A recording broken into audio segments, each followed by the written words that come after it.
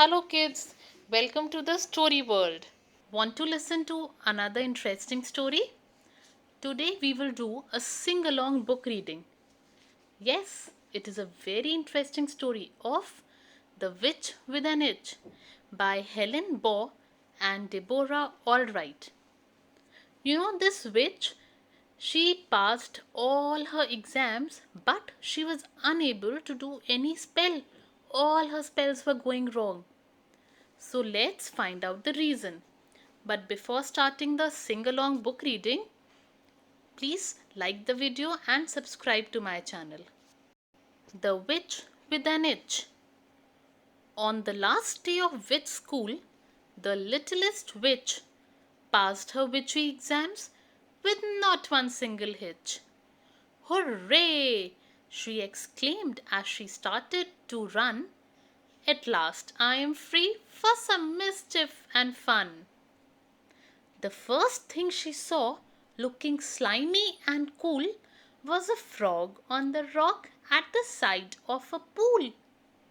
Ho, ho, thought the witch as she got into place, with a gleam in her eye and a grin on her face. I have learned all my magic and I know what to do. Now I will try out my first spell on you. Hubble and bubble and spittity spat. It's time for a change. Now turn into a hat.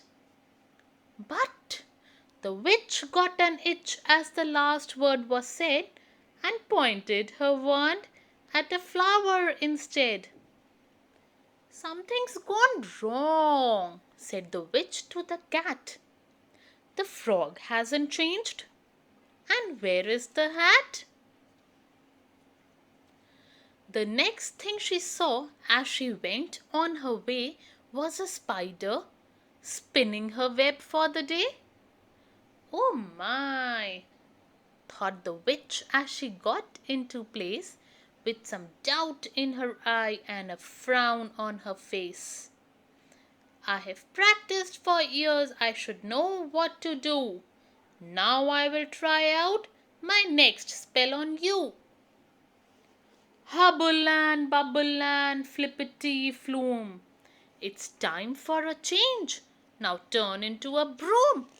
But the witch got an itch as the last word was said and pointed her wand at a toadstool instead.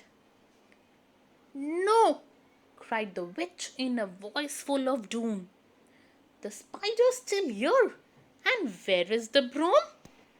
The next thing she saw, peering this way and that, was a newt in the shade looking shiny and fat. Oh, bats, thought the witch as she got into place, with the fire in her eye and a rage on the face. If this doesn't work, I won't know what to do. Now I will try out my last spell on you. Hubble and bubble and spittity spot. It's time for a change now. Turn into a pot. But the witch got an itch as the last word was said and pointed her wand at a big stone instead. The cat couldn't look and the witch lost the plot. The newt stayed the same, and where is the pot?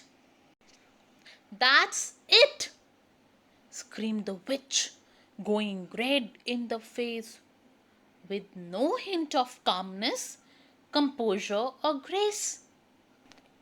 I have tried to be patient, but that's the last straw. And she threw her new wand down with the force on the floor. It's not me going wrong, it's this wand.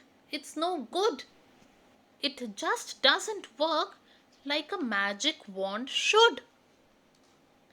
Then all of a sudden the little witch spied a girl with a hat, pot, and a broom by her side.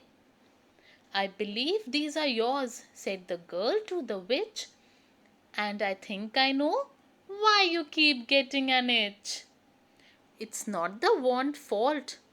I am afraid that it's you. Would you like me to say what I think you should do? The witch thought about it, but not for too long. Please tell me, she said, why my spells all go wrong? The girl cried.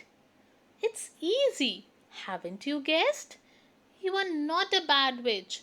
You are one of the best. You are allergic to bad spells. You are good through and through. That's why only good spells will work out for you. Only good spells? Hissed the witch in a huff. Are you bats? Are you bonkers? I have heard enough. Wait, begged the girl. Forget mischief and trouble. There is no need to bother with hubble and bubble. Please think of Spider, the frog, and the newt. I know they are not fluffy or cuddly or cute, but they have their own lives and they like them a lot. So it's not fair to change them to things they are not. Just think up new spells that don't hurt anyone, and then your magic will work and your itch will be gone. The witch's mind started to whir and to whirl, and she thought it all over, then said to the girl, if you are right, then at last I know what to do. So now I will try out my new spell on you. Hobble and bobble and tickety tock. Please turn that dress into a fancy new frock. The spell worked like magic. The witch did not itch.